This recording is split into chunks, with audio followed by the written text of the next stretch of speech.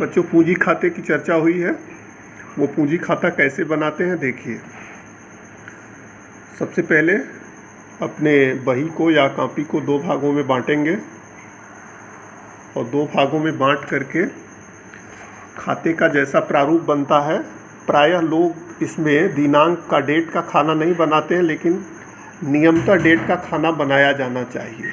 तो सबसे पहले दोनों तरफ एक पतली, जहाँ तक हो पावे आपके कॉपी के साइज़ के अनुरूप, डेट का खाना बनाएंगे। डेट, इसके बाद पार्टिकुलर होगा।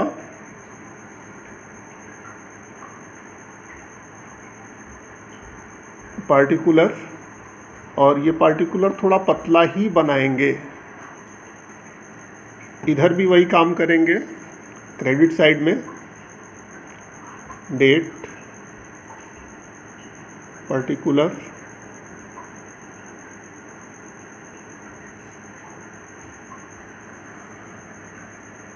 और इसके बाद का जो हिस्सा बच रहा है, इसमें जितने साझेदार होंगे, मान लीजिए 3 साझेदार हैं या 2 साझेदार हैं या 3 से अधिक हैं, तो काफ़ी चौड़ी लेनी पड़ेगी या आड़ी करके लिखना पड़ेगा।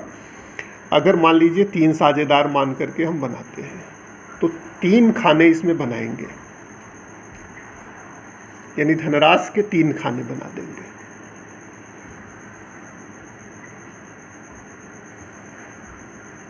ये तीनों खाने अमाउंट के खाने हैं। मोटे अक्षरों में ऐसा लिखिए कि तीनों पर चला जाए कि अमाउंट है ये अमाउंट। और अमाउंट में जिस साझेदार का अमाउंट होगा उसका नाम लिखेंगे। मान लीजिए ए का है तो ए लिखेंगे, वी का है तो वी लिखेंगे, सी का है तो सी लिखेंगे। ए, बी और सी, ठीक है। ऊपर लिख देंगे partners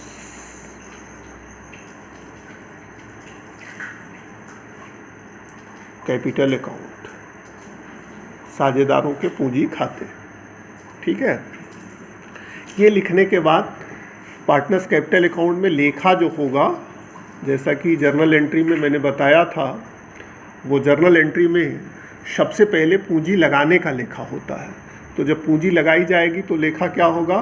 cash or bank account debtor to partners capital account. तो पार्टनर्स कैपिटल अकाउंट के क्रेडिट साइड में लिख देंगे बाई कैश ऑब्लिक बैंक, अगर बैंक से लगता है तो bank, by cash or bank account. जितना ए लगाएगा उस ए के खाते में लिख देंगे, जितना वी लगाएगा उतना वी के खाते में लिख देंगे, और जितना सी लगाएगा उतना सी के खाते में लिख देंगे, ठीक है। और चूंकि ये स्थायी पूंजी खाता है, फिक्स्ड पार्टनर्स कैपिटल अकाउंट, ये फिक्स्ड स्थायी पूंजी खाता है, तो स्थायी पूंजी खाते में इसके अलावा और कोई लेखा वर्ष में नहीं किया जाएगा।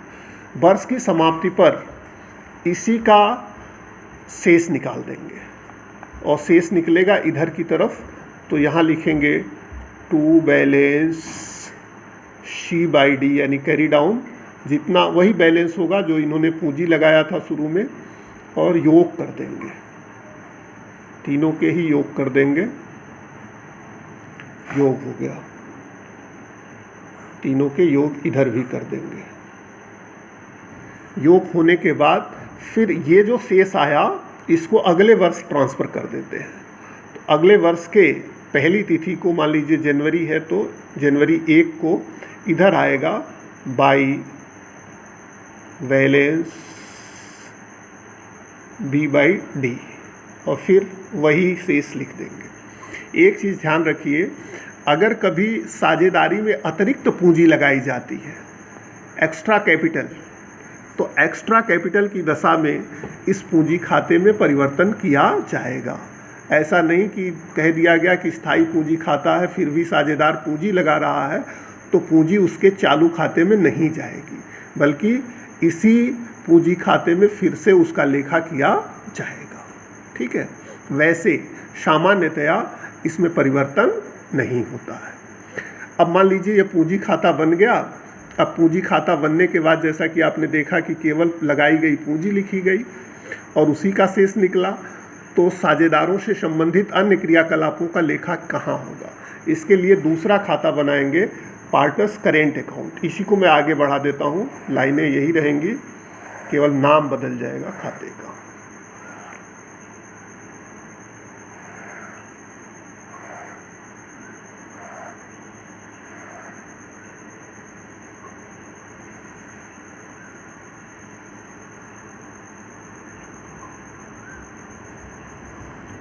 यहाँ बनाएंगे पार्टनर्स करेंट अकाउंट।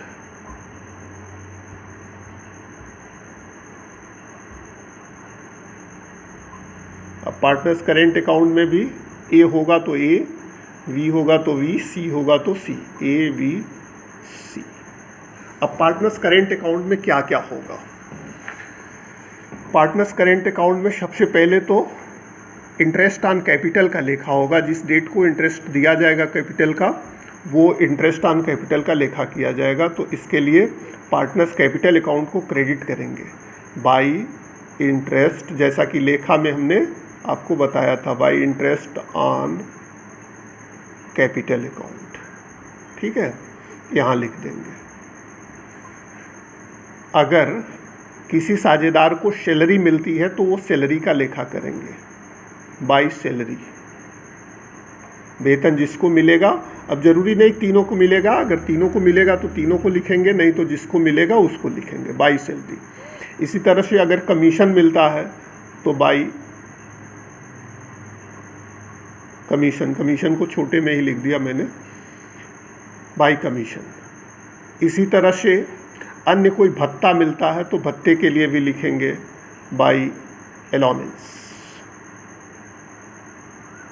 ठीक है, ये लिख देंगे। इसके अलावा अगर ये ड्राइंग करते हैं, ड्राइंग राइट होता है साझेदारों को, अगर ये ड्राइंग करते हैं तो ड्राइंग का लेखा इधर की तरफ होगा, टू ड्राइंग।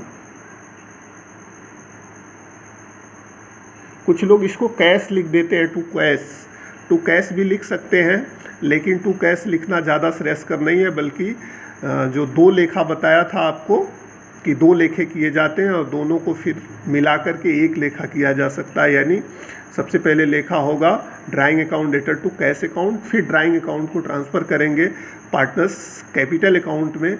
अगर कैपिटल अकाउंट नहीं है तो करेंट अकाउंट में करते हैं और वहाँ आता है टू ड्राइंग अकाउंट। ठीक है, तो टू ड्राइंग। और फिर इंटरेस्ट ऑन ड्राइंग अगर है तो ये भी इंटरेस्ट ऑन ड्राइंग इसी ड्राइंग में जुड़ जाता है, इसलिए उसको अलग से यहाँ नहीं लिखते हैं। ठीक है, और इस तरह से करके फिर प्रॉफिट अगर आता है साझेदारी फर्म का तो प्रॉफिट लिखते हैं by PL adjustment account, by PL adjustment account. ठीक है, जो भी लाभ होगा वो यहाँ लिख देंगे। इसके अलावा अगर बाय द वे लॉस हो रहा है, प्रॉफिट की बजाय लॉस हो रहा है, तो ये इधर डेबिट की साइड में आएगा, to profit and loss adjustment. Adjustment की जगह अप्रोप्रिएशन भी लिख सकते हैं,